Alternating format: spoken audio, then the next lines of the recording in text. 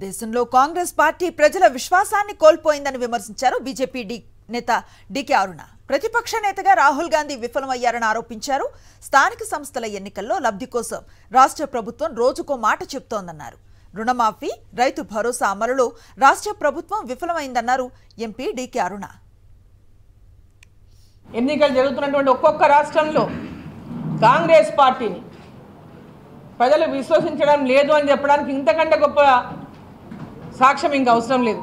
ఢిల్లీలో ఉన్నటువంటి కాంగ్రెస్ పార్టీ ఇవాళ ప్రజల లోపల పూర్తిగా విశ్వాసాన్ని కోల్పోయింది. ఒక్క సీటు కూడా రాలేదు అంటే ఢిల్లీలో కాంగ్రెస్ పార్టీ ప్రజల లోపల పూర్తిగా విశ్వాసాన్ని కోల్పోయింది.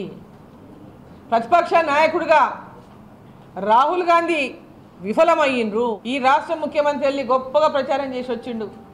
తెలంగాణ రోల్ మోడల్, ఈ రోల్ మోడల్ లాగా దేశంలో ఎక్కడ ఎన్నికలు జరిగినా మా రోల్ మోడల్ని మనము చూసి ఓటేయాలి, రోల్ మోడల్గా మిగులుతా తెలంగాణని హర్యానాలో పోయి ప్రచారం చేసి వచ్చిండు. హర్యానా వాళ్ళు భారతీయ జనతా పార్టీని మళ్ళీ గెలిపించిండ్రు. మహారాష్ట్రలో పోయి గొప్పగా ప్రచారం చేసి వచ్చిండు. మేము ఇక్కడ 420 హామీలు ఇచ్చినాం, 420గా మిగిలిపోయినాం, ప్రజలకు హామీలు నెరవేర్చలేకపోయినాం, తెలంగాణ ప్రజలకి ఇచ్చిన హామీలు నెరవేర్చకుండా మోసం చేసామని చెప్పుకునలేక బ్రహ్మాండంగా అమలు చేస్తున్నామని అబద్ధాలు చెప్తే ఏ ఒక్కరు కూడా నమ్మలేదు.